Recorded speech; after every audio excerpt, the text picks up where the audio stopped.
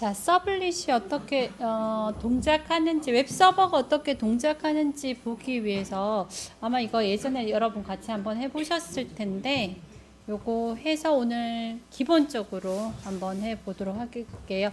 1장에 이클립스 설치 뒤에 41페이지 한번 보시면 이클립스 실행해서 여기서 우리가 이제 웹 서버 구축해야 되잖아요. 그죠?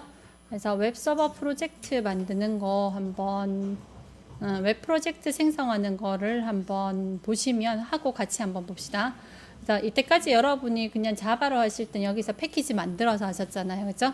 네, 여기서 이제 프로젝트에서 new 들어가셔서 일반 말고요. 다이나믹 웹 프로젝트로 해서 프로젝트를 이제 만들 거예요. 웹 프로젝트로 해서 만들게 되면 톰캣하고 연동을 같이 하기 때문에 그 작업을 잠깐 설명을 드릴게요. 한번 했었죠? 초반에 첫 주에 했었어요? 웹 프로젝트 만드는 거 했어요? 기억 안 나고 했어요? 했어요. 네. 여기 보시는 것처럼 네, 다이나믹 웹 프로젝트로 하나 만드시고 그럼 이거 다 안 되고 이렇게 해야 되구나. 자, 프로젝트 이름을 여기는 예를 들어서 edu로 했어요. 그죠? 네, edu로 하고 여기 보시면 target runtime이라는 부분이 none으로 되어 있어요. 그래서 여기에 new runtime 누르셔서 우리가 설치한 톰캣 버전 찾으셔서 그 다음에 여기 브라우저 들어가셔서 우리가 설치되어 있는 톰캣 설치 폴더 확인해서 연결하는 작업 해주고 나서 이제 이걸로 해서 웹 프로젝트 생성하게 하면 됩니다. 그 다음에 소스 폴더 만들어지는 거고요. 그 다음에 지금 우리가 하는 거에서 이제 자바로 소스 작업을 하는 거 하고요. 이제 자바가 컴파일 돼서 오브젝트 파일이 만들어지잖아요. 그죠? 그거는 웹 폴더 밑으로 들어가야 돼요. 그래서 그 작업을 이제 여기에 추가하는 부분인데, 네, 넥스트 눌러서 웹 모듈에 보시면 컨텐츠 디렉토리라고 있어요. 그죠? 이 디렉토리가 우리가 어디가 돼야 되냐면 웹 컨텐츠로 만들어 줄 거예요. 웹 컨텐츠에 그 톰캣의 서버가 돌아가는 부분하고 같이 연동해서 들어갈 거기 때문에 아마 디폴트로 해서 이렇게 만들어질 거예요. 이렇게 우리가 이거는 프로젝트 이름하고 똑같이 뜨고요. 그 다음에 컨텐츠 디렉토리로 웹 컨텐츠라고 넣어주시면 실제로 지금 여기 보시는 것처럼 프로젝트 폴더에 보시면 edu라는 프로젝트로 해서 그 소스는 우리가 자바 소스 작업은 여기서 할 거예요.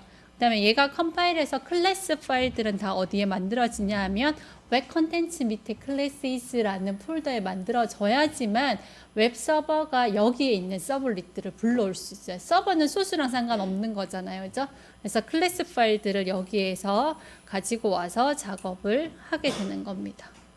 그 다음에 여기 집 테스트에 보시면 그 다음에 우리가 웹 서버로 작업을 할 때 이름을 줬을 때 불러오는 위치가 여기 웹 컨텐츠 밑에 있는 그러니까 이 디렉토리가 하나의 웹 서버 어플리케이션이라고 보시면 에듀라는 웹 서버 애플리케이션으로 보시면 돼요.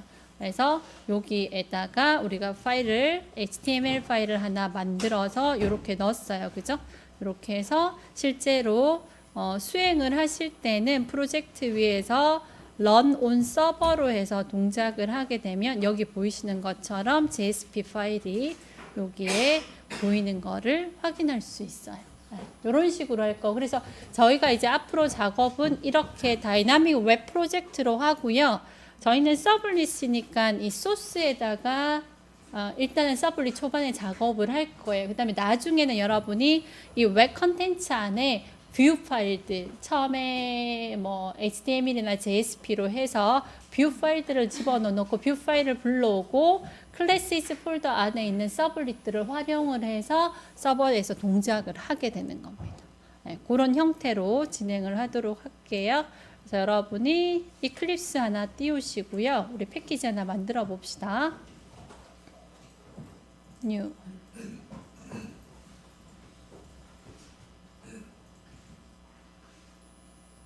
여기 다 웹이 없어요. 여기는 이 안에 있나요?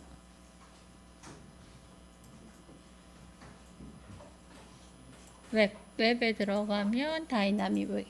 조금 우리 저기랑 다르다, 그죠? 프로젝트 점점점 제가 다시 할게요. 오른쪽 누르셔서 뉴 하시고요. 프로젝트 점점점 누르시면 여기에 나오죠, 그죠? 그래서 밑에 가보시면 웹 폴더 따로 있고요. 웹 폴더에 들어가 보시면 다이나믹 웹 프로젝트라고 있어요. 이걸로 해서 생성하시고요. 자, 프로젝트 이름 우리 똑같이 에듀로 해서 한번 넣어봅시다. 여기 연결해 놓으셨네요, 그죠? 아파치 톰캣 버전 9번으로 해서 여러분도 떠요? 이게 혹시 안 뜨는 사람은 뉴로 해서 들어가서 버전 선택하시고 넥스트 누르면 여러분 안에 어디에 설치되어 있는지 브라우저로 찾을 수 있죠, 그죠? 톰캣 설치되어 있는 곳 찾으셔서 피니시 하시면 똑같이 들어갑니다. 제가 2번 해서 이걸로 했고요. 이렇게 한 다음에 넥스트. 자, 소스를 진행을 할 건 여기 넥스트 눌러보시면 디폴트로 컨텍스트 루트. 이 컨텍스트 루트는 여러분이 웹 접근을 할 때 우리는 이제 로컬호스트로 할 거잖아요. 그죠? 로컬호스트 뒤에다가 이 프로젝트 네임을 줄 때 슬래시 땡땡 뒤에 슬래시에다 edu라는 게 우리 어플리케이션의 루트 패스라고 보시면 되고요. 그다음에 이 에듀로 접근하는 건 전부 자료가 어디에 있냐 하면 이제 이 웹 컨텐츠라는 폴더 안에 있을 거라는 거죠. 그죠? 이렇게 해서 하시고 그다음에 web.xml을 generate 한다라고 체크하세요. web.xml을 여기에 generate 할 거라고 체크하시고 마침 누르시면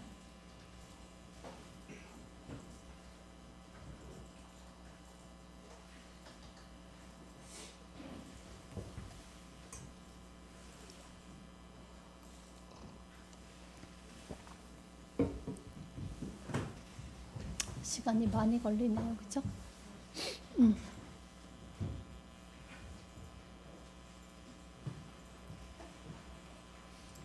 네. 에듀라고 해서 열리고요. 확장 한번 해보시겠어요?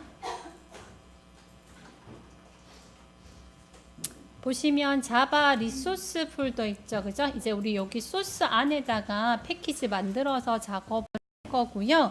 그 다음에 여기 보시면 웹 컨텐츠라고 보이시죠? 그래서 사실은 요 안에 있는 파일들을 우리가 다 접근을 할 수 있어요. 여기에 뷰 파일이라든지 서블릿의 목적 파일, 클래스 파일들이 다 이쪽으로 들어가게 될 거고요. 그 다음에 웹 INF 안에 보시면 우리가 아까 체크했잖아요. 그 서블릿에서 이 web.xml 파일이 약간 환경 설정하는 파일이라고 보시면 돼요. web.xml 클릭해서 옆에 한번 보시면 이렇게 떠요. 네, 여기에 웰컴 파일 리스트 이게 실제로 JSP로 떠야 XML로 이렇게 뜨네요. 지금 index.html이나 index.htm, index.jsp 디폴트 이렇게 이름을 넣는 거를 웰컴 파일로 인식을 하겠다는 거. 처음 웰컴 파일 여러분이 지정하는 부분에서 여기서 파일의 리스트를 여러분 이거 안 하고 나는 hello.html 할 거예요 라고 하면 여기 리스트에다가 추가해 주시면 여러분 거 안에서 얘들을 찾는 거죠, 그죠? 그래서 이런 것들은 없고 hello.html이나 JSP가 있으면 그거를 내가 이름 주지. 우리 아까 왜 www.용인.html 뒤에다가 내가 파일을 요청하지 않았잖아요, 그죠? 근데 그게 웰컴 파일로 해서 웰컴 파일 리스트에 있는 거를 하나 보여주게 되는 겁니다. 이런 식으로 해서 구성이 이루어질 거예요. 이제 계속 이렇게 작업할 거니까 이 순서는 익혀두시면 좋을 것 같고요. 자, 우리 이렇게 해서 만들면 지금 톰캣 한번 들어가 보실래요? 톰캣에 여러분 깔았는 톰캣 한번 들어가 보세요.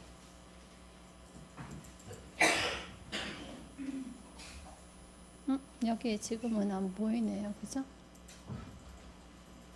실제로 톰캣 안에 웹 apps 안에 이 폴더 안에 뭐가 생기냐 하면 각 웹 어플리케이션들이 만들어지는 거예요. 우리가 아직 실행 안 해서 그런 것 같고요.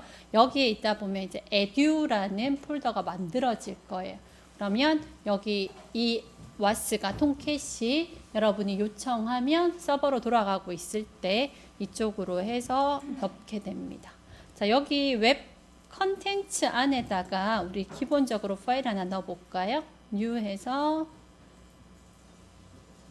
JSP 파일로 하셔도 되고 HTML로 하셔도 상관없습니다. 그래서 파일의 이름을 아까 그 웰컴 파일 리스트에 있는 것 중에 하나로 주세요. index.jsp 있죠, 그죠? 네, index.jsp 해서 finish 하시면 이렇게 만들어지죠, 그죠? 그래서 여기다가 그냥 뭐 hello 이렇게 하나 넣어보세요. 그 다음에 저장하시고요.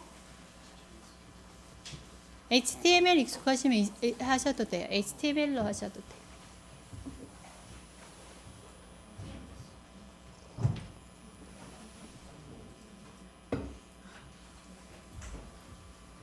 자, 그 다음에 이거 실행할 때 에듀 위에 오른쪽 눌러서 run as 가시면 run on server라고 있죠, 그죠?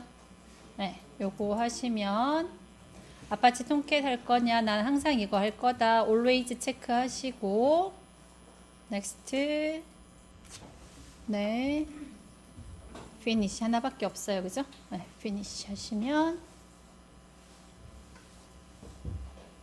오류 났어요? 아니구나. 지금 돌아가고 있죠, 그죠? 네, 톰캣 떴고요. 여기 보시면 위에 보시면 8080이 웹서버 포트예요. 그래서 밑에 우리가 만들었던 아까 그 어플리케이션 이름이 edu예요. edu로 해서 접근을 하게 되면 아까 그 웰컴 파일 리스트에 있었던 것 중에 하나를 가지고 여러 개 있으면 아마 순서나 이런 게 있을 거예요. 근데 저희는 지금 index.jsp 밖에 없기 때문에 index.jsp를 불러와서 이렇게 진행을 하게 되는 거예요. 그죠? 네. 자, 제가 만약에 여기에 웹서버로 쓸 거예요. 그 다음에 제 IP가 있어요. 뭐 1.2.3.4라고 합시다. 여기에다가 이렇게 만들어 놓으면 여러분이 외부에 나가서 어떻게 하시면 돼요? http/1.2.3.4 컬럼 8080/edu 하게 되면 그쪽에서도 이 페이지를 요청해서 가지고 가게 되는 거죠. 이게 웹 서버의 역할이에요. 서버라는 의미가. 클라이언트는 어디서든지 이 페이지를 요청하는 거고요. 그래서 다 어디에 들어가 있어요? 여러분이 웹 프로젝트 만드는 거에 이 웹 컨텐츠에 들어가 있는 것들을 얘가 이제 서비스 하게 됩니다. 이게 안 만들어지네요. 네.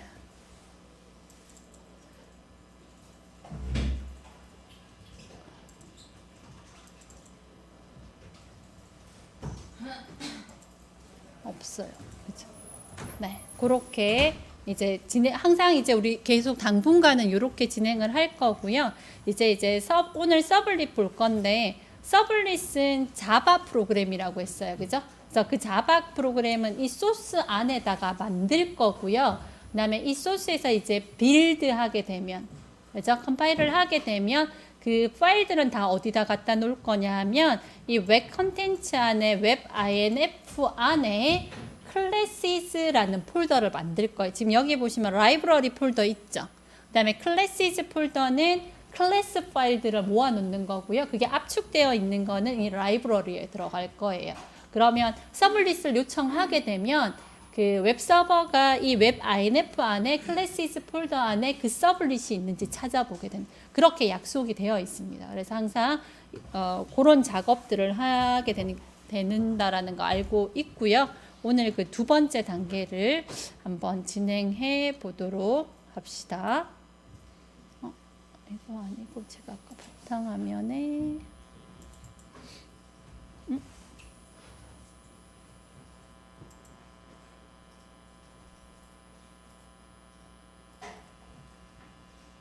서블릿. 네. 자, 2장 이제 서블릿, 실제로 서블릿 안에 요소 들어가기 전에 서블릿을 어떻게 구현하고 실행하는지 전체적인 과정들을 한번 보고 따라해 보도록 하고요. 안에 구체적인 내용은 3장부터 보시면 될 것 같아요. 자, 오늘 이런 부분들을 한번 진행하도록 할게요. 자, 웹 어플리케이션, 아까 웹 서버에서 서비스하는 단위가 웹 어플리케이션이에요. 조금 전에 우리 뭐 만들었어요? 에듀 만들었어요. 그죠? 요게 하나의 웹 어플리케이션이라고 보시면 되고요. 웹 어플리케이션 단위로 해서 파일이 구성돼요. 그래서 어디 아까 웹 컨텐츠라는 그 폴더 밑에 있는 것들이 우리가 에듀라는 웹 어플리케이션의 하나의 단위로 보시면 됩니다. 그래서 웹 어플리케이션마다 논리적인 이름을 가지고요. 이 이름을 여러분이 컨텍스트 패스라고 하는데 URL에서 앞에 URL 있었고 URI 있었죠. 그죠? 그래서 URI에 해당되는 게 컨텍스트 패스라고 보시면 됩니다. 포트 다음에 오는 경로를 컨텍스트 패스라고, 이 컨텍스트도 일종의 나중에 여러분이 그 객체 형태로 제공될 거예요. 컨텍스트 정보 이런 말들을 쓰니까 컨텍스트가 하나의 웹 어플리케이션 단위를 컨텍스트라고 보시면 돼요.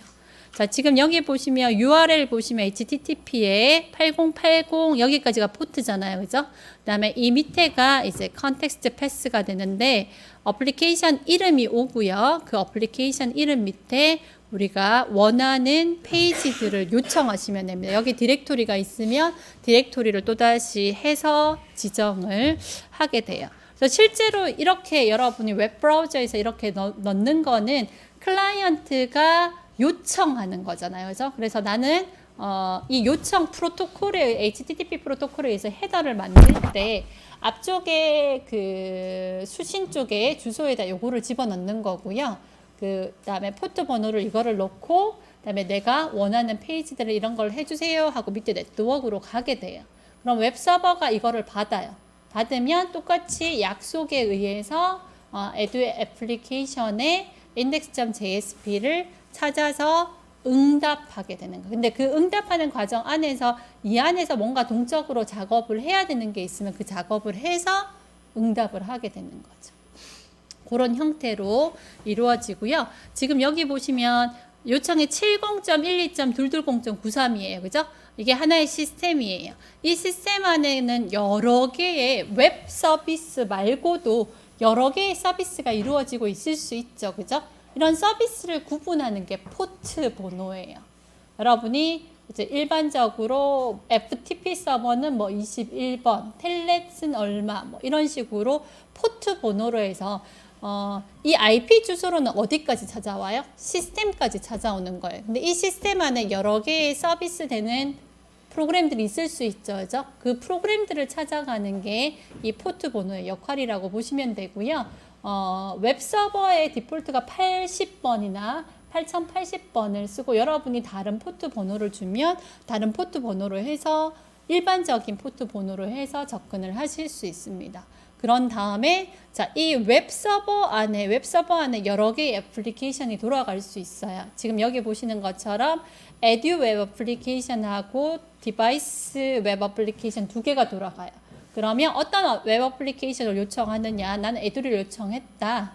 하나면 이거 안 적어도 되겠죠. 그죠? 여러 개일 때는 적어주고 에듀로 가서 에듀 안에 index.jsp를 어디서 찾아요? 아까 웹 컨텐츠 안에서 index.jsp를 찾아서 이거에 대한 서비스를 해주게 되는 거고요. 지금 여기 잠깐 보이지만 여기가 웹 컨텐츠 폴더 아니고요. 그게 루트가 되는 거. 이 웹 어플리케이션의 루트, 지금 이 표시가 상대적인 루트를 얘기합니다. 웹 어플리케이션의 상대적인 루트 안에 index.jsp가 있고 여기 폴더가 웹 inf 폴더가 무조건 만들어져요. 이 안에 뭐가 있어요? classes 폴더랑 library 폴더 안에 서블릿과 관련되는 클래스 파일들이 압축의 형태든 기본으로 들어가 있습니다. 그래서 여기서 찾아서 작업을 하게 됩니다. 자, 웹 어플리케이션 위치 서비스는 서버에서 애플리케이션 단위로 이루어지고요. 서버마다 웹 서버마다 시작할 때 자동으로 웹 어플리케이션을 인식해서 서버를 올려주는 디렉토리가 있는데 그게 우리 아까 아파치 통계단에 들어가 보시면 웹 app 어플리케이션즈죠, 그죠? 웹 apps 안에 이렇게 그러니까 디렉토리 단위로 해서 웹 어플리케이션이 들어가 있다라고 보시면 되고요. 지금 여기 이클립스의 워크스페이스 안에 이렇게 에듀가 들어가 있습니다. 이거를 연동을 시켜 놓는 거죠. 우리가 아까 그 프로젝트 할 때 이렇게 연동이 되어 있다라고 보시면 돼요. 자, 웹 어플리케이션의 루트 디렉토리는 웹 컨텐츠예요. 웹 컨텐츠 밑에 있는 게 어플리케이션 이름 밑으로 해서 루트라고 보시면 되고요. 여기에 여러분이 만약에 폴더를 만들어요. 내가 뷰 폴더를 만들고 뷰 안에다가 index.html을 넣어놓으면 요청을 할 때 어떻게 하시면 돼요? edu 밑에 뷰 밑에 index.html 이런 식으로 요청을 하시면 됩니다. 어플리케이션의 루트 폴더가 여기가 됩니다. 그 다음에 여기가 통캣의 웹 어플리케이션의 하위 디렉토리에 해당된다라고 보시면 돼요. 이렇게 매칭이 되는 거예요. 이렇게 매칭을 해서 사용하게 되는 겁니다. 우리가 신경 안 쓰고 프로그램을 하겠지만 실제로 통캣이 어떻게 해서 파일을 가지고 오는지에 대한 설명이라고 보시면 돼요. 자, 웹브라우저에서 요청하면요. 통캣, 우리는 was로 통캣을 쓰죠. 그죠? 이 was가 edu 찾아가서 edu 안에 여기가 어디에 해당돼요? 여기가 웹 컨텐츠에 해당돼요. 여기 일반적인 파일들 또는 웹 inf 안에 있는 클래스 파일들을 참고해서 작업을 하게 되고 요거 web.xml은 환경 설정 파일이라고 보시면 돼요.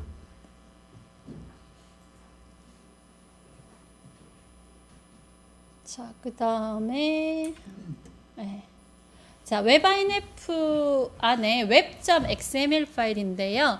이 web.xml은 웹 서버가 사용하는 파일이고요.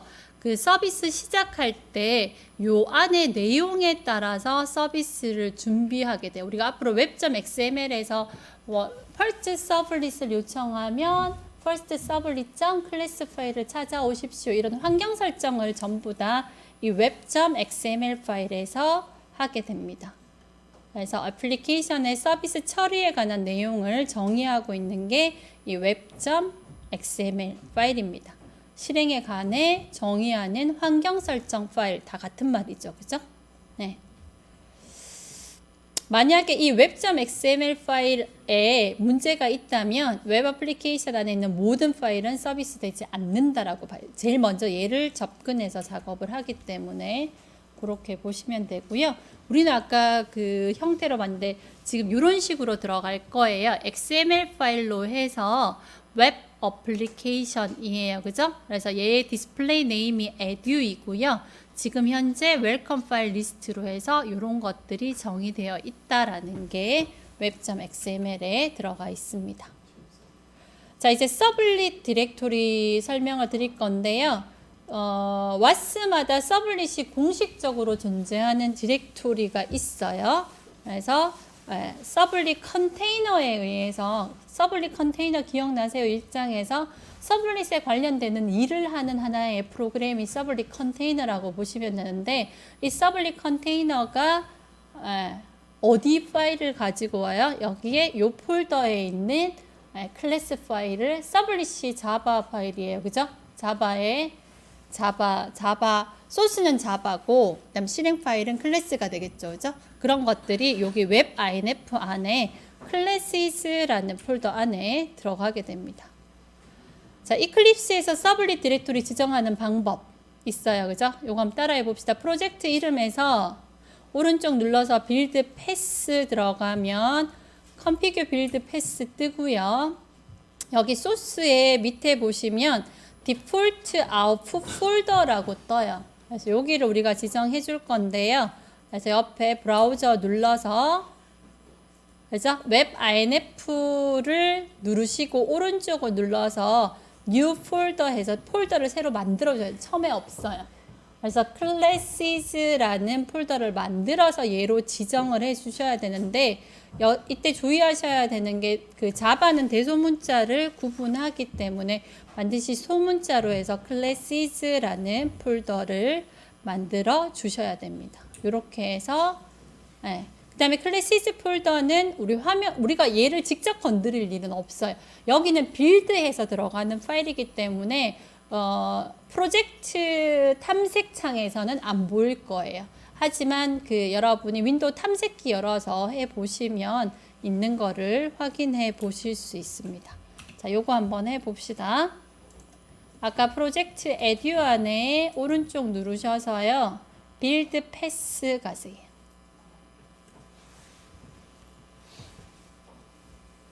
프로젝트에서 오른쪽 누르셔서 빌드 패스예요. 그래서 configure 빌드 패스에 들어가시면 자, 소스 탭에 가보세요. 위에 자바 빌드 패스의 첫 번째 소스 탭 보이시죠? 네, 밑에 보시면 디폴트 아웃풋 폴더라고 있어요. 옆에 브라우저 누르세요. 내가 선택하겠다는 거예요. 그래서 우리는 어디에요? 웹 컨텐츠 안에 자, 웹 INF 안에 classes라는 폴더로 해야 되는데 지금 없죠. 그래서 웹 INF 위에 오른쪽 누르시고 누르시고 밑에 보시면 create new folder라고 있어요. 이거 웹 INF 누른 상태에서 create new folder라고 하셔서 폴더 이름을 classes CLASSES classes라고 하시고요. 오케이. 그럼 폴더 만들어졌죠? 얘를 우리가 이제 자바에서 이제 소스에서 자바 빌드를 하게 되면 이쪽으로 다 보내겠다는 거예요. 이걸로 선택하시고 오케이. 바뀌셨죠, 그죠? 네. 그래서 네, apply and close 하시면 네, 됩니다. 근데 여기 보시면 웹 INF 안에 확장해도 여기서는 안 보여요. 그죠? 우리가 이거를 건들 일이 없기 때문에 필요 없습니다. 네. 여기에 이제 아웃풋이 만들어진다라고 보시면 돼요. 그래서 항상 작업을 하실 때 그렇게 준비해 놓고 작업을 하시면 될 것 같습니다. 자, 이제 서블릿 구현을 해볼 거예요. 자, 요 안에 내용이에요. 그래서 서블릿의 API 문서에 대한 설명, 클래스 간의 관계에 대한 설명, 그다음에 실제로 작성해서 실행 한번 해보고요. 그다음에 생명 주기에 대해서 한번 볼게요. 자, 서블릿 API가 뭐의 약자죠? 어플리케이션, P가 뭐예요? I가 인터페이스, 그죠? P가 뭐죠? 그래서 API라는 거는 우리 표준 라이브러리처럼요, 이미 만들어져 있는 게 API라고 보시면 돼요. 그래서 서블릿 기능에 관련되는 API들을 아파치 톰캣에서 제공하고 있습니다. 그죠? 그래서 모든 WAS에서 동일하게 지원하고 있고요. 지금 여기 라이브러리 다큐멘테이션에 들어가 보시면 서블릿 API를 보실 수 있는데요. 우리 여기 한번 들어가 볼까요? tomcat.apache.org 한번 들어가 보세요. tomcat.apache.org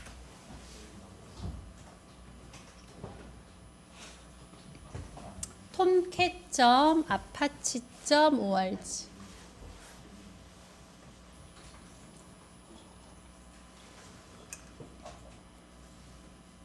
여기 다큐멘테이션에 톰캣 9.0이죠, 저희. 네, 다큐먼트 한번 들어가 보세요.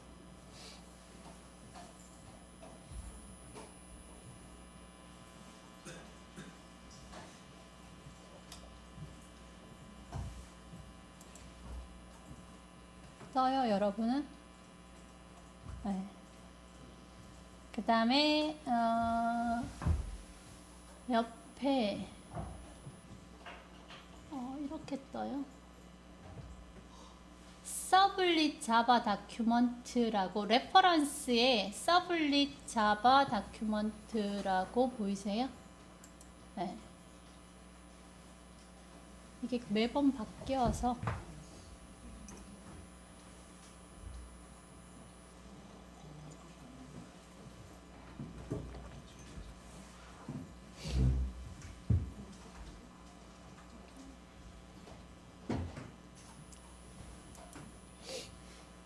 인터넷이 왜 이렇게 느리죠? 자, 여기 보시면 자바X의 서블릿, 서블릿의 어노테이션, 서블릿 디스크립터, 서블릿 HTTP 이런 것들이 서블릿 API들이에요. 그래서 뭐 우리가 자바의 서블릿의 HTTP로부터 상속받아서 쓰고 이런 형태가 여기에 쓰는데요. 밑에 서블릿 HTTP 한번 들어가 보시면 밑에 인터페이스로 이거는 위에는 클래스고요. 이거와 관련되는 인터페이스들이 있죠. 그죠? 그래서 뭐 HTTP 서블릿 리퀘스트, 리스폰스, 세션, 웹 커넥션 뭐 이런 것들이 다 존재하게 되는 거예요. 밑에 클래스에 HTTP 서블릿 들어가요. 인터페이스하고 클래스의 차이점이 뭐예요? 네? 인터페이스와 클래스의 차이점이 뭐예요? 응? 공부합시다. 네? 공부합시다. 그래서 우리가 자바를 먼저 한 거예요. 이게 자바로 다 되어 있어서. 자, HTTP 서블릿 클래스 들어가 보시면요. 여기에 나와 있죠. 그죠? 그래서 우리는 얘가 HTTP의 서블릿 기능을 하는 클래스를 미리 정의해 놓은 거예요. 그러면 나 이제 내 웹앱에서 뭐가 필요해요? 서블릿이 필요해요. HTTP 서블릿이 필요해요. 그럼 나는 어떻게 하면 돼요? 얘로부터 상속받아서 내 서블릿 클래스를 하나 만들면 그 클래스가 이 HTTP 서블릿의 역할을 하는 거예요. 이런 식으로 작동을 할 수 있고요. 이 안에 보시면 얘가 제공하는 메서드들 있죠. 그죠? do get이라든지 do get은 뭐겠어요? HTTP 서블릿 안에서 get 요청이 오면 포스트 요청이 오면 이 메서드 안에 정의하면 그거를 진행한다라는 거. 이 안에서 유기적으로 그런 것들이 다 만들어져 있는 거예요. 나는 get 요청이 왔는지 뭐가 왔는지에 대한 그 밑에 하부적인 거는 밑에서 다 신호를 보내서 자기들이 처리할 거예요. 나는 요청이 오면 어떻게 해라라는 어퍼 부분만 처리를 해주면 됩니다. 이렇게 해서 여러분이 살펴보실 수 있어요. 이런 것들을 나중에 한번 보시면서 작업하시면 좋을 것 같아요. 그죠? 네. 이런 것들을 API라고 하고요. 서블릿을 구현할 때 해당 API만 상속하면 웹에서 동작하는 기본 조건을 다 갖출 수 있다라는 거예요. 어떤 서버 요청이 오면 내가 그거에 대해서 응답을 어떻게 하고 하는 거를 이거를 받고 그 안에 메서드들의 정의만 내가 해주면 돼요. 그 정의도 클래스는 그 아까 do, get 이런 것들이 다 간단하게 정의가 되어 있는 거죠. 그거를 내가 정의해서 쓸 거예요. 그거를 자바 용어로 뭐라 그래요?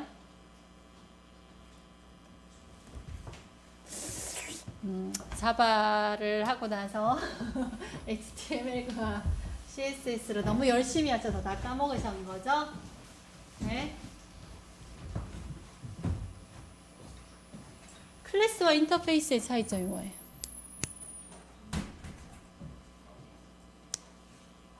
일단 클래스 먼저 그럼. 그죠? 자, 클래스가 뭐죠? 클래스 카를 저 정의할 거예요. 퍼블릭 앞에 안 넣어도 돼요. 그죠? 클래스 카를 정의할 거예요. 카를 정의할 거예요. 그러면 클래스는 뭐와 뭐로 구성돼요?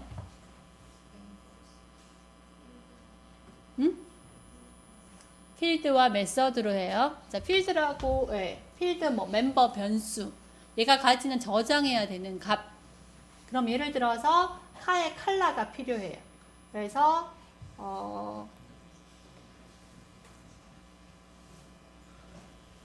자바에 스트링 있나요? 스트링 있어요? 컬러.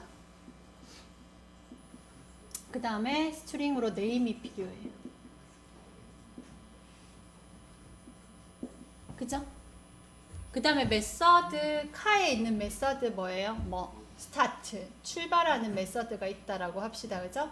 그러면 외부에서 할 수 있도록 void로 스타트 이렇게 정의할 수 있잖아요. 그죠? 그 다음에 이런 메서드 중에서 초기화하는 메서드를 뭐라 그래요? 초기화하는 메서드를 뭐라 그래요?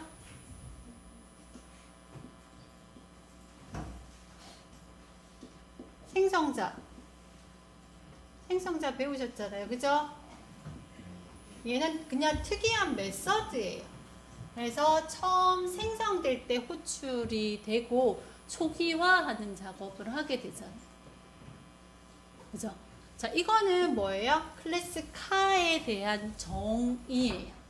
이런 게 있어. 이런 것들을 마찬가지로 서블릿을 할 때 서블릿은 어떤 거를 해야 돼 라고 정의를 쭉 해놓는 거예요. 자, 이제 나 프로그램, 내 메인 프로그램 안에서 이 카가 필요해요. 그럼 여러분 어떻게 하면 돼요? new 연산자 사용해서 카 생성하면 되죠. 여기 생성자가 두 개, 이름 뭐죠? 컬러 넘기고 이름 넘기면 만들어줘요. 그죠? 이렇게 해서 제가 이거를 뭐 C1으로 받아서 써요. 나 또 카 하나 더 필요해요. 그럼 또 어떻게 해요? 또 new 카에서 또 만들어. 그죠? C2. 이거를 C2라는 변수로 그냥 가리키는 거잖아요. 그 다음에 나는 C1 출발할 거예요. 그럼 C1.start. 이런 형태로 진행이 되는 거죠. 마찬가지 지금 API 안에서 API고 실제로 그 밑에서 서블릿 클래스들을 다 정의를 해놓은 거예요. 안에 어떤 식으로 연동하는 걸 기본적으로 만들어질 때 뭐 밑에 어떻게 연결해야 되고 이런 것들은 다 해놨어요. 그래서 나는 그걸로부터 상속받으면 그 기능을 그대로 할 수 있는 거예요. 상속이 뭐예요, 여러분? 클래스 카 만들었어요. 카 정의했어요. 그죠? 근데 나는 카는 카인데 조금 스페셜한 스포츠카를 만들고 싶어요. 그러면 클래스 카는 누구로부터 상속받아요? 스포츠카는 스포츠카 그죠? 익스텐즈 누구로부터 상속받아요? 카로부터 상속받으면 얘는 아무것도 하지 않아도 뭐를 해요? 카의 기능을 그대로 하는 거죠. 그럼 우리 서블릿 정의되어 있다고. 그럼 내가 그 서블릿으로 상속받아서 내 프로그램 안에서 서블릿을 만들게 되면 걔는 그냥 서블릿인 거예요. 이게 객체 지향 언어를 우리가 사용하는 가장 큰 장점들입니다. 자기들끼리 유기적으로 다 만들어 놓는 거. 그죠? 그래서 오타가 좀 많아요. 서블릿을 구현할 때 필요한 객체들을 내가 다 정의해서 쓰기에는 이게 너무 방대해요. 그렇게 하지 않고 와스에서 제공하는 서블릿 API를 가져다가 내가 필요한 것만 쓰면 되는데, 자, 나는 얘는 카에서 스타트 할 때는 뭐 여기 지금 인트로 스피드가 하나 들어가 있다라고 합시다. 우리 작년에 중간고사가 카로 해서 제가 웹 구현하는 걸 했었는데요. 서블릿으로. 자, 스피드가 있어요. 그죠? 스타트 하게 되면 처음에 스피드를 50으로 해서 스타트 하자. 그죠? 출발하면. 이렇게 정의했어요. 근데 스포츠카인 경우는 카에서 상속받는데 나는 이 스타트를 스포츠관은 더 빨리 나가도록 하고 싶어요. 그러면 여러분이 뭐를 할 수 있어요? 똑같이 이 스타트라는 메서드를 뭐 한다고 하죠? 이걸 뭐라고 해요? 나는 스피드 100으로 하고 싶어. 이걸 뭐라 그래요? 이거를 자바의 전문 용어로 뭐라 그래요? 메서드 오버 라이딩이죠. 그죠? 그럼 마찬가지인 거예요. 나도 API 가져다 써요. 근데 그 API에 아까 뭐 get 명령어를 받으면 어떻게 해라 기본적인 게 있을 거예요. 근데 나는 거기에 오버라이딩을 해서 계실 때 나는 그 get 요청을 어떻게 하겠다라고 내가 오버라이딩 해주면 되는 거예요. 그런 형태로 쓸 수 있도록 제공되어 있습니다. 그죠? 그래서 지금 여기 보시면 이미 구현되어 있는 서블릿 API를 상속받거나 필요한 메서드를 재정의 오버라이딩 해서 쓰도록 제공하고 있는, 그래서 프로그램이 되게 쉬워지는 거예요. 제가 아까 말했던 이거보다 더 하이 레벨의 언어들은 이런 서블릿까지도 필요 없는 거예요. 이런 걸 알려면 API 찾아서 API의 메서드가 어떻게 돼 있고 다 찾아보면서 해야 되잖아요. 그죠? 그런 거 좀 더 무시하고 위에서 쓸 수 있도록 자꾸 제공하는 거. 요즘 모던 프로그래밍이 그렇게 가고 있어요. 근데 핵심은 뭐냐면 상관없이 가지만 여러분이 이 밑에 거를 모르면 위에 거를 그냥 쓸 수가 없어요. 그래서 전공하는 사람, 물론 사용자 입장에서는 조금 더 쉽게 하기 위해서 자꾸 이제 어퍼를 제공하죠. 하이 레벨의 언어를 제공하는데 여러분이 좀 더 시스템적으로 뭔가 내가 작업을 해야 되거나 할 때는 밑에 거를 다 아셔야지만 건드릴 수 있어요. 그렇죠? 자, 서블릿의 API 우리 아까 패키지 들어가 봤어요. 그죠? 어노테이션 오늘 하는 부분에도 나오니까. 자, 우리도 아까 HTTP 서블릿 봤죠? 그죠? 그래서 HTTP 서블릿은 누구로 이게 뭐예요? 상속의 관계를 보여주는.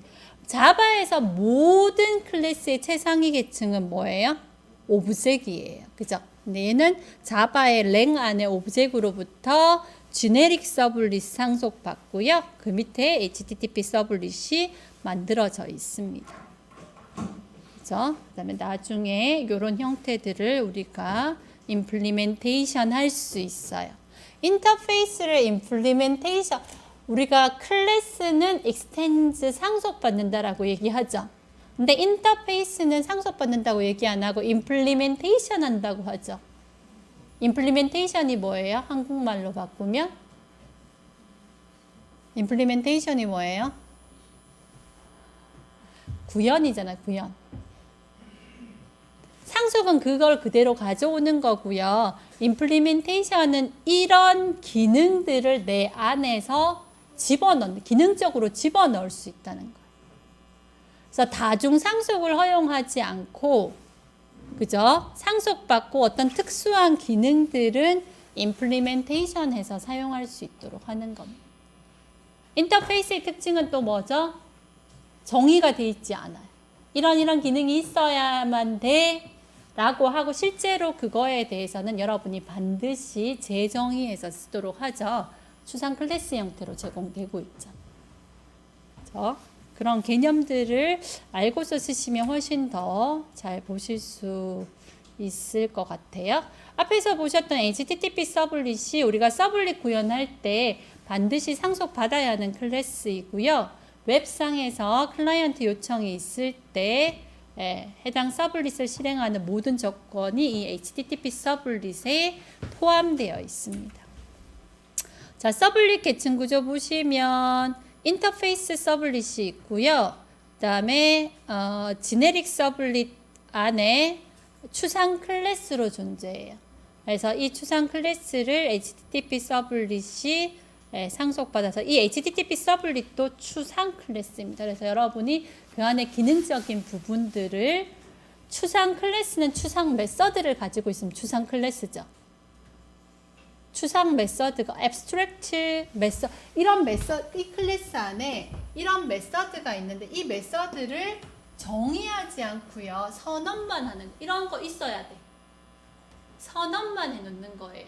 그러면 상속받는 쪽에서 반드시 구현을 해서 쓸 수 있도록 하는 형태를 제공하는 게 abstract 클래스입니다. 서블리스로 동작하기 위해서는 이 세 개 중에서 하나를 상속받아서 작업을 하셔야 돼요. 자, 얘 한번 보고 있다가 따라할게요. 그래서 이제 리소스 안에 패키지를 하나 만들 거예요. new 해서 패키지로 만들어서 com.edu.test라는 형태의 패키지를 먼저 만들었고요. 이 패키지 안에다가 클래스를 만들 거예요. 우리 자바도 서블릿도 클래스예요. 그래서 클래스 만들어서 지금 여기 보시면 이름을 first sublet이라고 줬어요. first sublet으로 해서 만들었습니다. 그러면 이렇게 만들어지죠, 그죠? 그다음에 여기 패키지 안에 first sublet.java라고 만들어지고요. 자, 얘는 그다음 우리 뭐를 추가했습니까? 여기서 보시면 누구로부터 상속받았어요? HTTP 서블릿으로부터 상속받아요. 그래야지만 얘가 서블릿으로의 기능, 아까 앞에서 보셨던 세 가지 중에 하나를 상속받아야 서블릿 기능을 한다라고 했고요. 그래서 HTTP 서블릿을 상속받았고요. 그 다음에 어떤 메서드를 여러분 그 위에 자바 이 HTTP 서블릿 안에 있는 걸 오버라이드 하겠다라고 하면 자동으로 위에 뜨죠, 그죠? 그래서 어떤 게 들어가요? init 메서드 하고요. 서비스 메서드를 내가 오버라이딩 했어요. 그래서 init 초기화하는 거고요. 그 다음에 서비스 요청에 대해서 그러니까 서비스 해주는 기능인데 이게 실행되는지만 보려고 init 실행됨, 서비스 실행됨이라고 해서 콘솔 창에 출력을 한번 해봤습니다. 그죠? 자, 서블릿의 실행 순서부터 일단 서블릿 파일을 하나 만들었고요. 서블릿은 서블릿 컨테이너에 의해서 실행되는데 이 서블릿 컨테이너는 그럼 어디에 있어요? 이거는 WAS 안에 있어요. WAS 안에 있는 서블릿 컨테이너가 그 사용자가 서블릿을 요청하게 되면 서블릿 컨테이너가 그 처리하는 과정을 대행해 주는 겁니다. 자, 클라이언트가 어떤 페이지를 요청했어요. 웹서버한테. 그러면 이 서블릿 컨테이너가 보는 거죠. 보고 이 서블릿에 대해서 최초의 요청인가 아닌가에 따라서 달라져요. 만약에 최초의 요청이면 이 서블릿의 객체를 생성을 하는 거죠. 해서 이닛을 실행하고 서비스를 하게 되고요. 한번 생성돼서 있으면 굳이 다시 객체를 생성할 필요 없죠. 객체가 만들어져 있잖아요. 그죠? 그러면 바로 이닛하지 않고 바로 서비스를 수행하게 되는 겁니다. 그래서 init 메서드는 언제요? 객체가 생성되고 최초에 한 번만 수행되는 메서드입니다. 여러분이 나중에 웹 어플리케이션을 만들 때 init에서 해야 되는 게 있고 서비스에서 해야 되는 게 구분이 가는 거예요. 자, 그 다음에 방금 보셨던 거를 콜백 메서드라고 얘기를 하는데 뭐 콜백 메서드 아마 앞으로 여러분이 C샵이나 위에 하이 레벨 언어들을 하면서 콜백 메서드를 많이 듣게 될 건데요.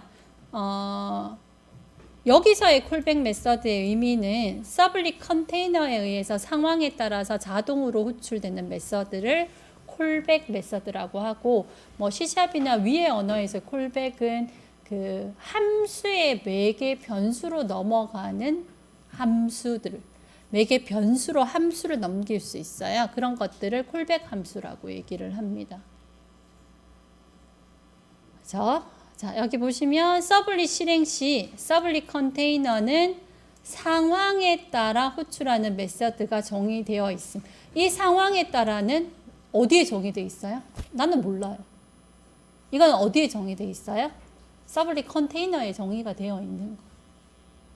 나는 뭐만 하면 돼요?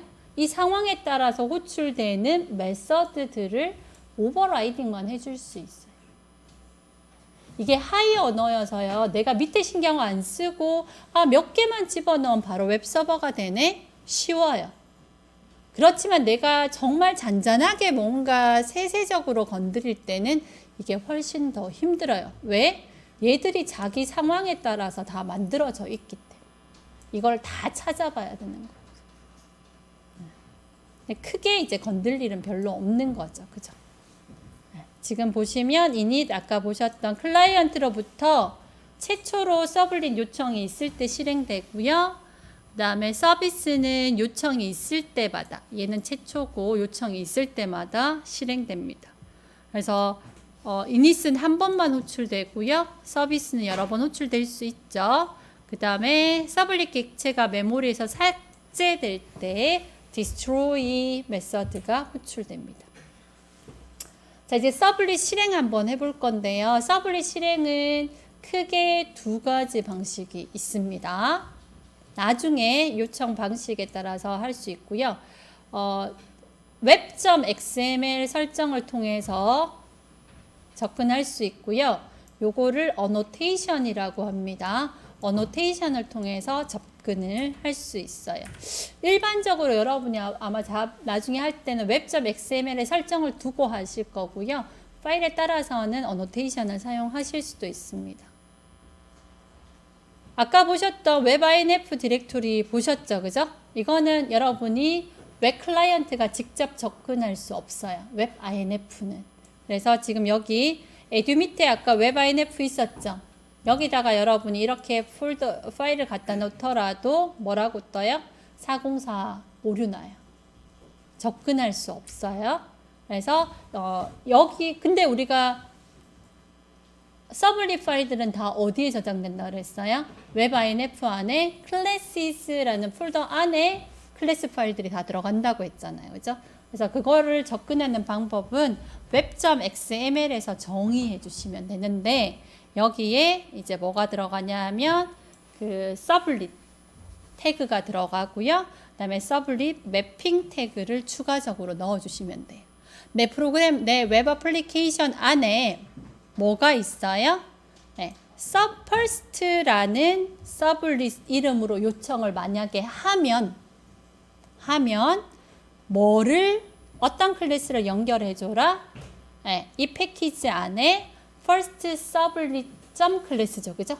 네, class는 쓰지 않고 first sublet이라는 이 클래스로 연결을 해주라는 거예요.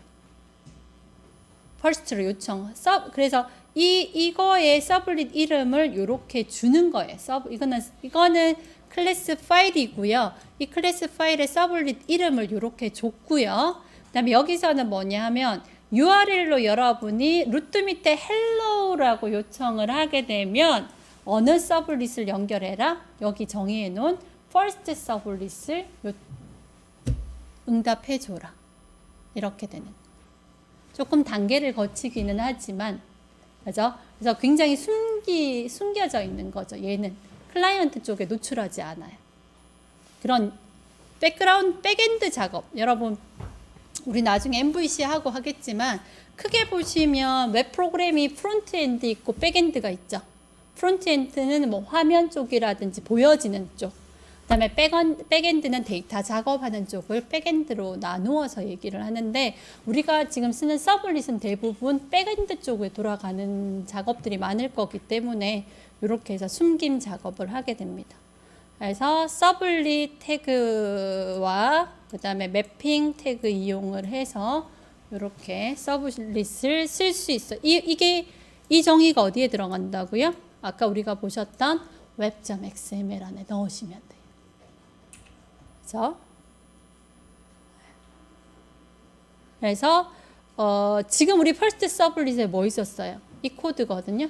first 서블릿에 init 메서드하고 서비스 메서드에 이렇게 넣어놨어요. 이게 first 서블릿이에요. 그래서 실행해 봤더니 위에 요청을 했더니 밑에 뭐라고 나오는 거예요? init 실행됨, 서비스 실행됨. 요 세트가 제일 처음에 한번 나올 거예요. 그런 다음에 여러분이 여기 밑에 위에다가 그 URI를 hello라고 한 번 더 하게 되면 또 서비스 실행됨, 또 요청할 때마다 서비스 실행됨 되는 거를 보여주는 거죠. 그죠? 지금 우리가 리스판스에 아무것도 안 줬기 때문에 화면에는 아무것도 보이지 않는 거예요. 나중에는 서블릿 안에 리스판스의 어떤 뭐 파일을 보여줘라 이런 작업들을 하면 됩니다. 지금은 동작 원리만 보기 위한 겁니다. 자, 두 번째 방법, 서블릿 접근. 첫 번째 방법이 web.xml 안에 서블릿 정의를 하고 그 다음에 서블릿 매핑을 통해서 접근하는 거고요. 두 번째는 어노테이션을 사용하는 방법인데요. 서블릿 파일 안에다가 이렇게 어노테이션을 줄 수 있어요. 어노테이션 웹 서블릿 이 URI로 요청을 하면 얘를 실행하는 거. 이게 좀 더 간편할 것 같죠. 근데 이게 파일들이 많아지면 상관관계를 각각의 파일에 가서 다 봐야 돼. 그 다음에 수정을 할 때 얘들을 각각의 파일에서 다 고치고 다시 컴파일을 해야 되기 때문에 이 방법보다는 web.xml 방법을 훨씬 더 많이 사용합니다. 그 다음에 이 어노테이션을 사용을 할 때는 반드시 위에 임포트문 들어가야 됩니다. 어노테이션 들어가야 됩니다. 그렇죠? hello to로 했더니 밑에 똑같이 실행되는 거 확인하실 수 있어요. 자, 우리가 따로 오버라이딩 하지 않은 서블릿의 실행 순서, 내가 get 방식은 위에 주소로 바로 요청하는 경우거든요. 그래서 그러면 이니시 수행되고요. 그 다음에 서비스 수행되고요. HTTP 서블릿에 근데 여기 안에서도 실제로 서비스가 두 번 돌아가요. HTTP 서블릿의 서비스인데 매개 변수가 서블릿 객체로 먼저 넘어오고요. 그 다음에 HTTP 서블릿 리퀘스트 리스폰스 이 매개 변수 넘어오는 걸로 여러분이 뭐예요? 이 리퀘스트 안에서 질의 문자열 뽑아내고 이 리스폰스 이용해서 내가 응답을 하는 거예요. 이게 객체잖아요. 객체. 서비스 할 때 매개 변수로 요 두 개가 생성돼서 넘어오는 거예요.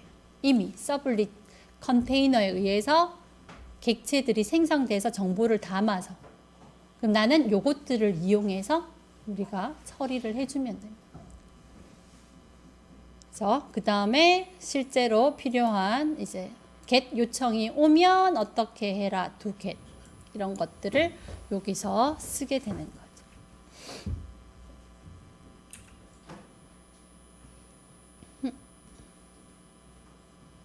밑으로 위로 밑으로 네. 왜 이렇게 되죠? 네. 이렇게 됐죠, 그죠? 네. 지금 여기는 서블릿 하나 더 만들었네요, 그죠? 네. 서블릿 하나 더 만들어서 제가 세컨드로 해서 작업을 해봤습니다. 이게 서블릿 동작 원리 방식입니다. 자, 지금 이제 우리가 앞으로 서블릿을 쭉 작업을 할 건데요. 서블릿을 만드실 때는 어디서 만들어요? 이 패키지 안에다가 자바 파일로 만들어요. 그죠? 그다음에 이 파일 안에서 상속받아서 서블릿, 그 다음에 오버라이딩을 통해서 서블릿의 역할들을 정의해 줄 거예요. 정의해 주고 이게 실행될 때는 이 파일들이 빌딩돼서 어디로 들어가요? 웹INF 안에 클래시스 폴더 안에 클래스로 들어가요. 들어가고 그러면 내가 요청을 할 때 지금 여기 보시면 세컨드로 요청했잖아요. 세컨드로 요청하면 어떻게 해라 라는 환경 정보가 어디에 있습니까? 어디에다 넣어줘야 돼요? 어디에다 넣어줘야 돼요? web.xml에다가 나한테 이런 서블릿이 있고 URL이 이렇게 요청이 오면 이 서블릿으로 매핑해줘라 라는 정보를 넣어준다라는 거. 그죠? 이런 형태로 서블릿을 쓰시면 돼요. 오늘 아무도 관심 없어요. 그죠? 다음 시간에 제가 이걸 다시 설명 안 해줄 텐데. 자, 한번 해봅시다. 요것만 만들고 한번 해봅시다. 자, 소스에다가 패키지 하나 만들어 볼게요. 소스. 지금 에듀 안에 자바 리소스 안에 소스 폴더 있죠? 네, 여기에다가 new 패키지. 네, 패키지 명을 보통은 그걸로 쓰니까, 그죠? com.edu.test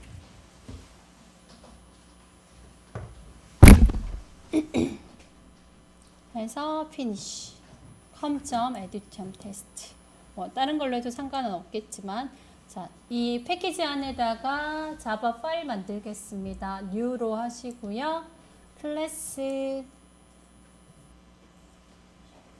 그래서 이름을 first servlet으로 해서 만들어 주세요.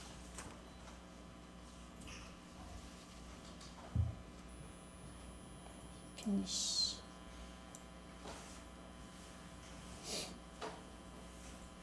그러면 first servlet.java로 해서 만들어졌죠, 그죠? 네. 그 다음에 얘를 상속 받읍시다. extends http servlet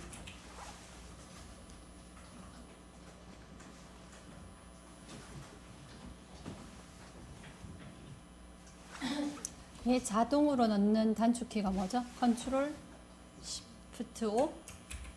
네, 컨트롤 Shift O 하게 되면 자동으로 임포팅 됩니다.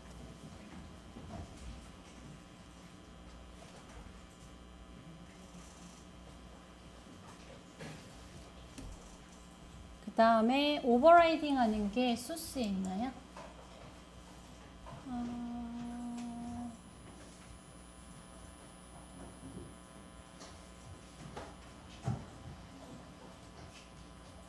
add input 아니고요. 오버라이드 메서드가 어디에 있어요? 이클립스에? 없어요? 있을 텐데. 아시는 분 없어요? 오버라이드를 내가 선택해서 자동으로 넣을 수 있어요. 여기는 안 있었는데요.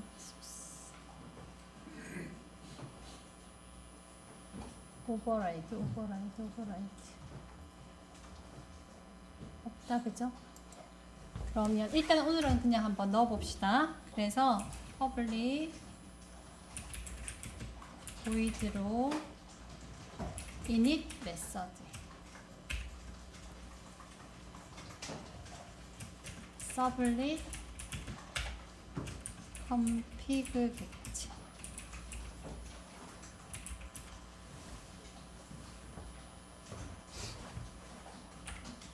그 다음에 얘가 예외 처리를 해요. throws servlet exception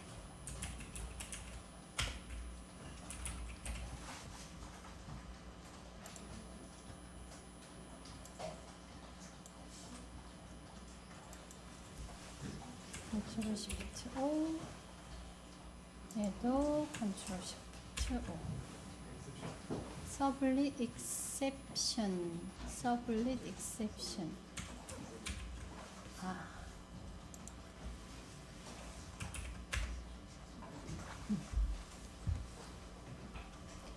이 메서드가 HTTP 서블릿 안에 있는 거죠, 그죠? 그래서 저희는 오버라이딩을 하는 거고요. 그냥 콘솔 창에다가 system.out.println 그래서 그냥 init 실행 이렇게 넣어볼게요.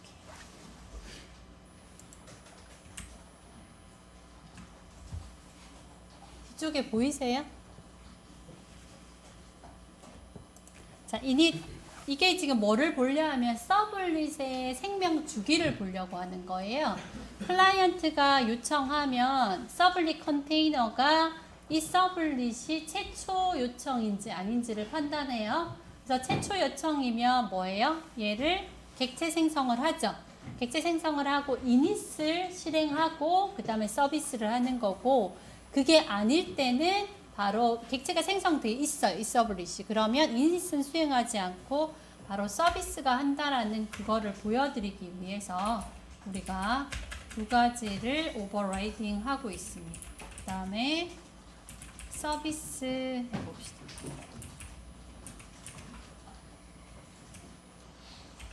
서비스는 서블릿 리퀘스트, 이게 자동으로 들어갈 건데 제가 한번 찾아볼게요.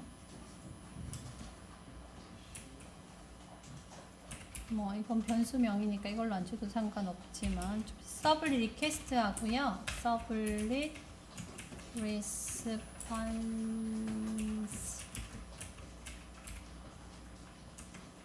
이 두 개가 매개 변수 오고요. 얘도 마찬가지로 throw, 이거를 수행하다가 오류가 발생하면 얘는 뭐예요? throw, 예외를 던지는 거예요. 그럼 이거 수행하는 데서 try catch문에서 이 예외를 캐치하면 어떻게 처리하라. 이게 예외 처리 방식이죠, 자바에서. 네, 그래서 그 예외를 서블릿에서 엑세션 발생했다라는 객체로 던지려고 합니다. 얘도 마찬가지로 throws, 얘는 두 가지를 던지네요. 서블릿 exception 하고요. 그 다음에 IO exception. 네, 두 개를 예외 처리로 던지겠습니다.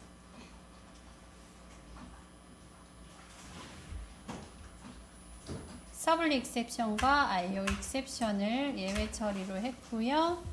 request response 객체 넣어주면 되고요. 네, 이거 하나만 하면 다 들어가네요, 그죠?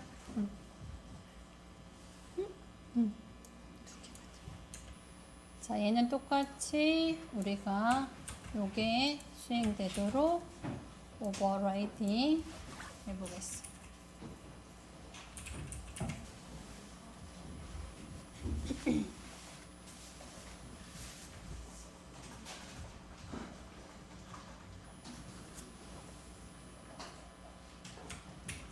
저장하시고요. 자, 그 다음에 웹점 XML에 오셔서요. 서블릿 정의를 할게요.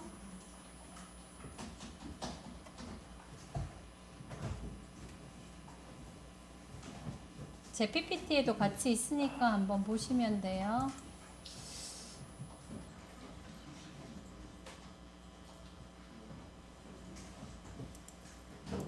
이렇게 아니고 추가 코드를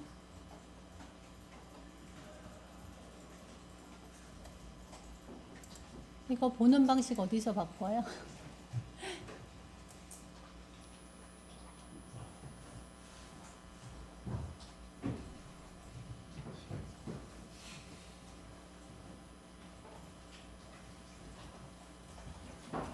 편집, 아 여기 소스 옆에 디자인 말고 소스로 가자. 웹.xml에 디자인 탭이 있고 소스 탭이 있죠. 소스로 오셔서 서블릿 정의하고 서블릿 매핑하는 부분을 여기다가 코드로 넣어 주시면 됩니다. 자, 여기 웹 애플리케이션 안에다가 넣어 주시면 돼요.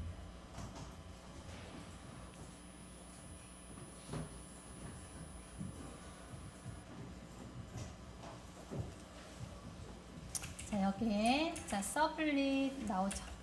서블릿을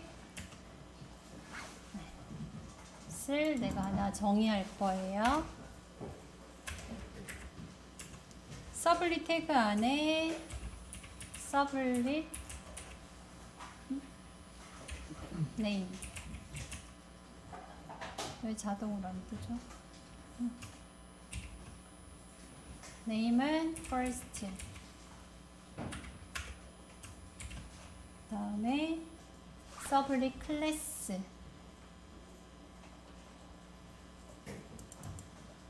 는 우리가 com.edu 안에 아까 테스트, 이거는 여러분 패키지 이름 준 거랑 똑같이 작업하셔야 돼요. 안에 저는 first 서블릿 서블릿을 정의하는 거예요. 요걸로만 이게 이제 클래시즈 폴더 안에 있을 거예요. 이거를 저는 서블릿 퍼스트로 정의하겠다라는 거고요. 이거에 대한 매핑 정보를 줍시다. 서블릿 매핑 있죠. 네. 그래서 매핑은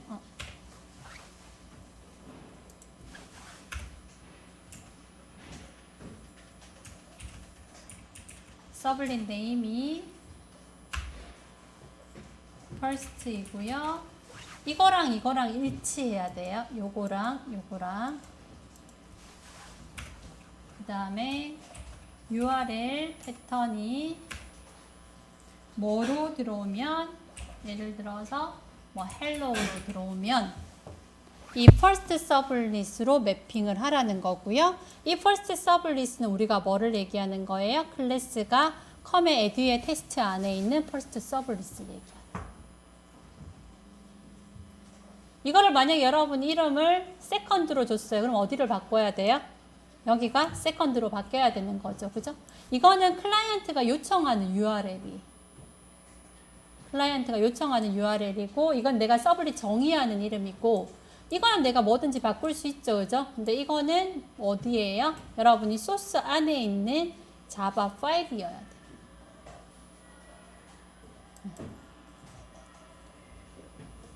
자, 요렇게 해서 우리가 여기 거기서 창을 어떻게 띄우죠?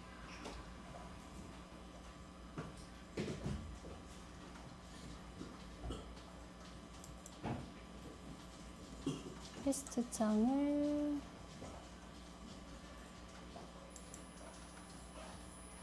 서버 띄우고,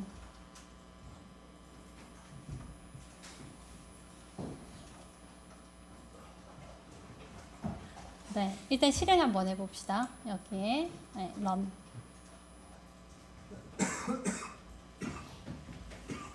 on server save.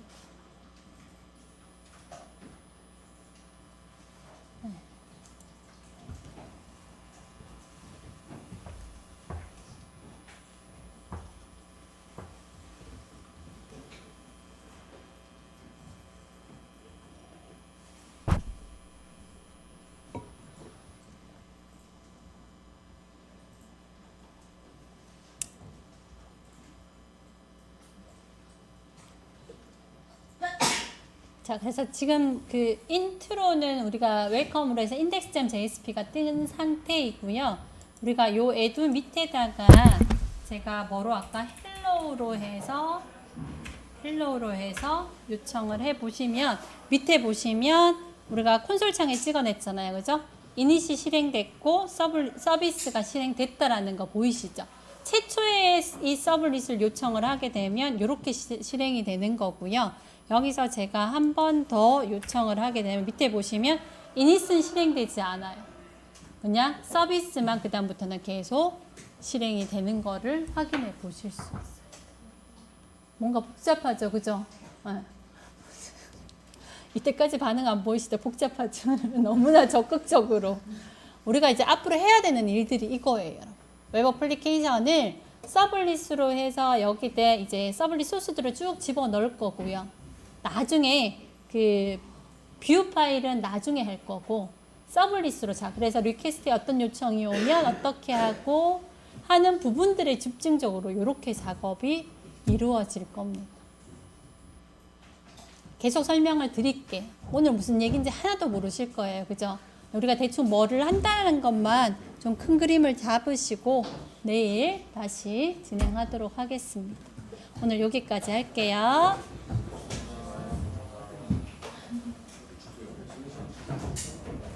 원래는 이렇게 안 죽어 있죠, 분위기가. 네?